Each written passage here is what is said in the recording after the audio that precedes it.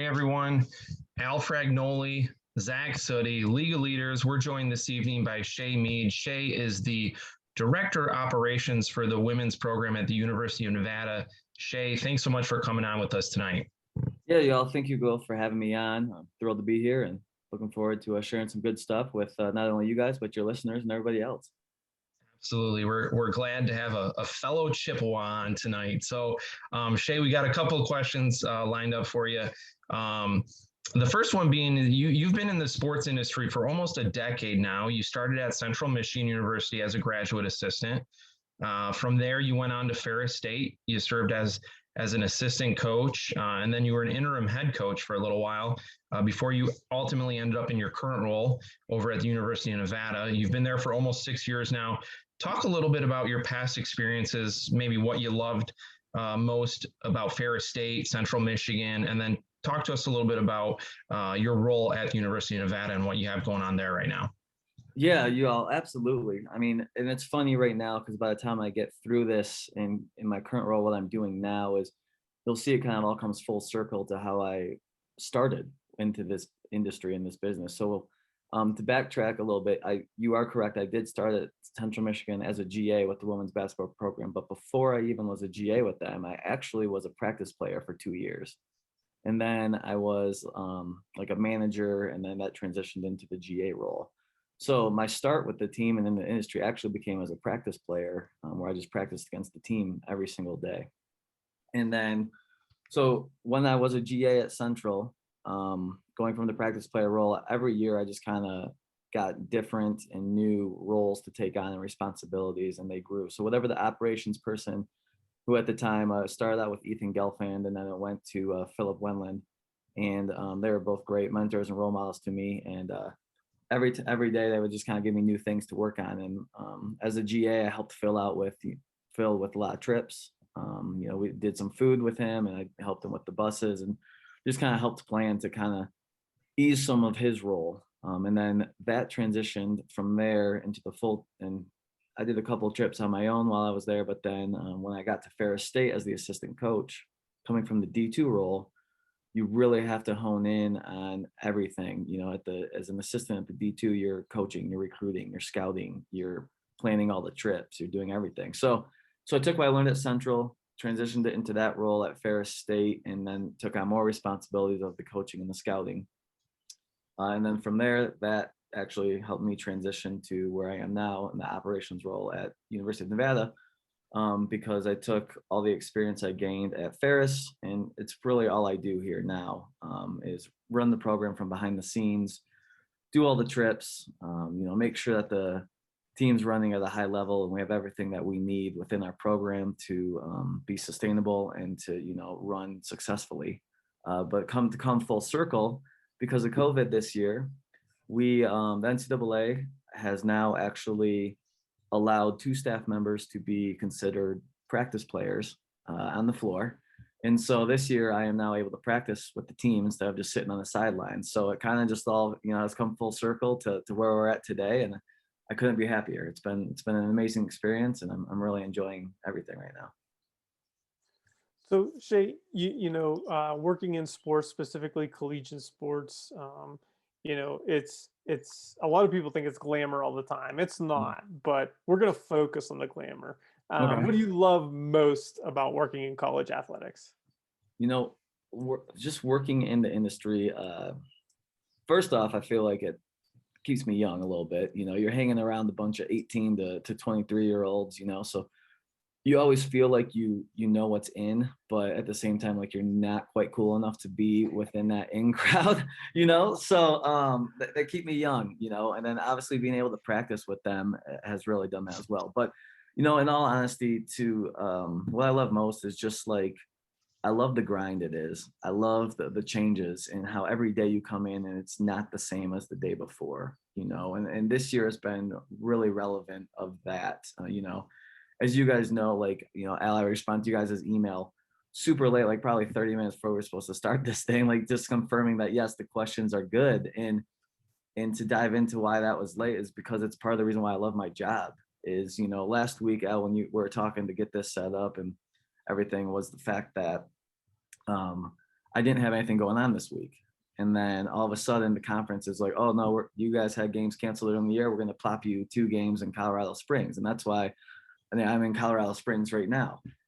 And so, and then we're leaving Friday and we're going to Vegas for our conference tournament. So I was trying to plan, this trip and then plan a conference tournament trip. And, I just really enjoy the day-to-day and the grind. And I love the logistics of it all and making sure that everyone that I'm taking care of has what they need and that we successfully get from point A to point B. And, if there is a problem that occurs, I'm there to fix it and help, in any way that I can to make it seem like nothing happened, and I've learned in this job that you can't stress and sweat over the things you have no control over. You kind of got to just figure it out as you go, and you got to laugh at some of those moments because, they happen everywhere. But so that's what I enjoy the most about it all. I know that was a long-winded little answer, but to grind it out, it's the grind, and then just, making sure we're being as successful and sustainable as possible. That's awesome, Shea. We know you're living a crazy life right now, so every day is very, very different, and you never know what's going on from, one day to the next. You're obviously you're working with a lot of young athletes, 18 to 23-year-olds, as you mentioned. You really, in that role, have an opportunity to help shape and mold some of these young athletes. So Zach and I talk a lot about leadership traits and leadership skills in our podcast here. What are some strong leadership traits that you think are needed for somebody that's working in director of operations roles for a college sports program? Yeah, Zach and Elle, it's a great question, and honestly, I think one of the easiest and most things that I don't necessarily call like a leadership trait, but is you just need to learn to be relatable. You need to learn to figure out what these kids like, like is a kid comfortable with you, like, hey, you want to have a cup of coffee, catch up, like, how's your day? How's classes? What's going on? And then there's other kids that don't want any of that time. So you have to learn, each individual's strength and weakness so that you can best adapt to make an impact in their life according to what's best fit for them.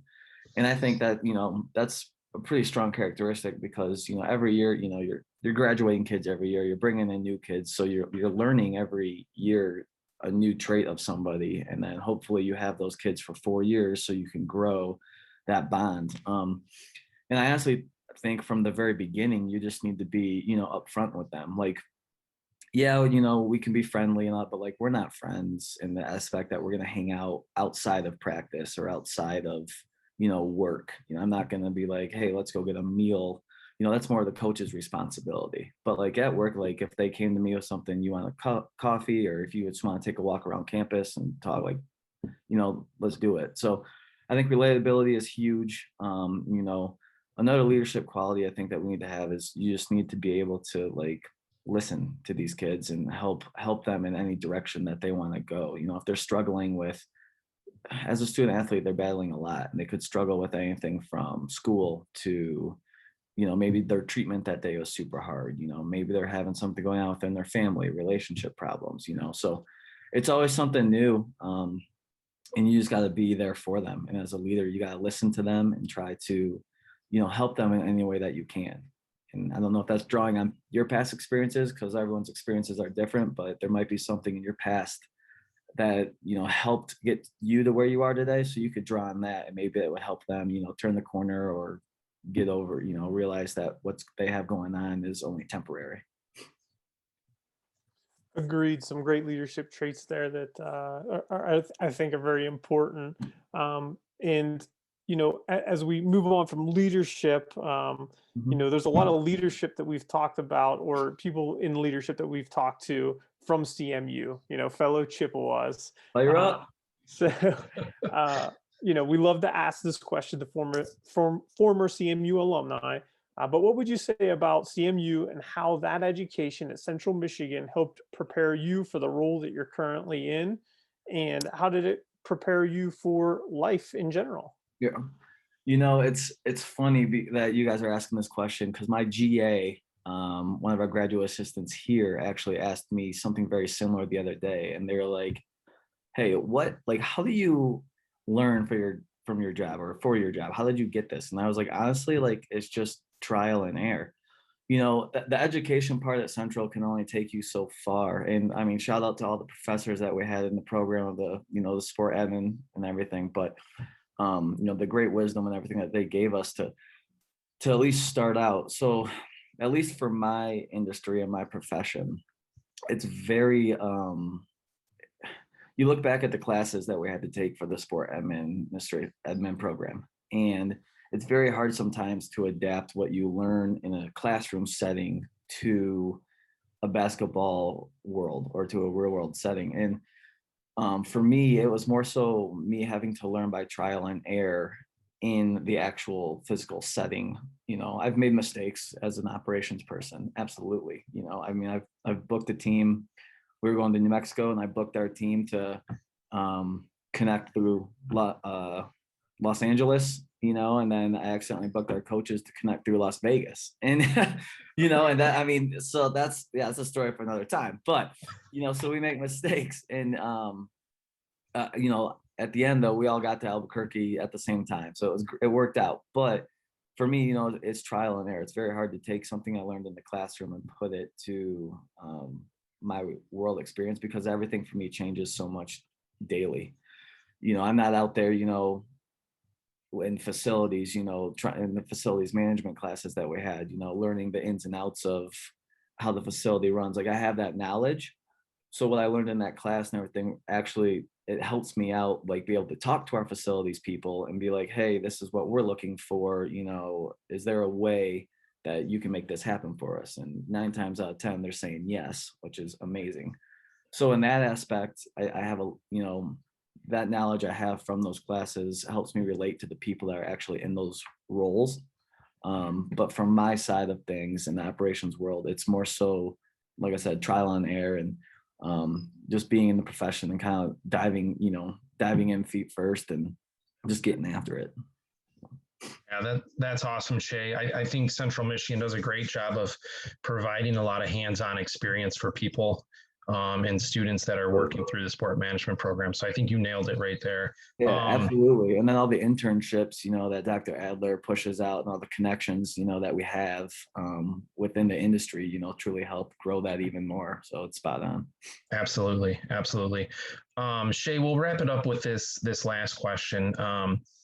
Obviously working as a director of operations for for collegiate sports program can be a challenging position to land. What's some advice that you'd give to somebody who's looking to be a director of ops for a college sports program? Yeah, not only for a director of ops, but just in general, you guys, I would say is that, like, no job is too small. Nothing is ever below you. Dig into as much as you can. If somebody needs help one day, if you're a GA at a collegiate sports program, say you're a GA with the women's basketball team, and you see that your softball team is getting ready for travel, or they need help with the field or something, honestly, just dive in anywhere that you can and help out, because the more people you help out, the farther that's going to help you out down the road.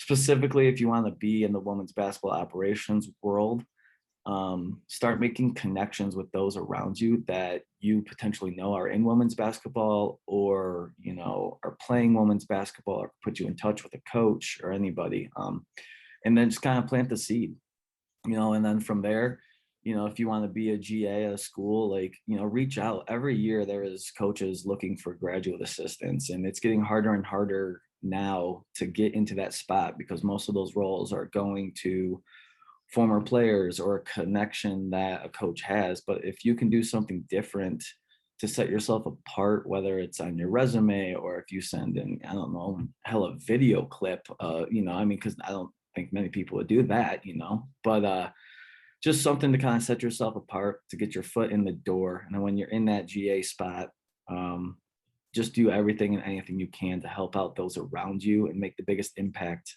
that you can at your program. Because once you do that, your head coach will go to bat for you, your assistant coaches will go to bat for you, I myself in operations will go to bat for you, whoever it might be will do anything and everything they can to get you that next step, whether it's an operations role, video coordinator role, whatever you want to be, they'll do anything they can to help you get there. Awesome. Thanks, Shea. That wraps it up for tonight for the questions we had for you. We can't thank you enough for taking time out of your busy schedule and joining us. We know you're traveling as we speak right now, so we know you're a busy man. Thank you for taking time out of your schedule to join us and share this information with us. We were very grateful for you for doing that. Fire up Chips. We love having Chippewas on here. And we know that you're making a positive impact in a lot of young people's lives. So keep doing what you're doing, keep leading by example, and keep doing great things. Thanks, Shea. Hey, thank you guys, and thank you for having me on. I greatly appreciate the time, and it's been fun. So yeah, always fire up, baby.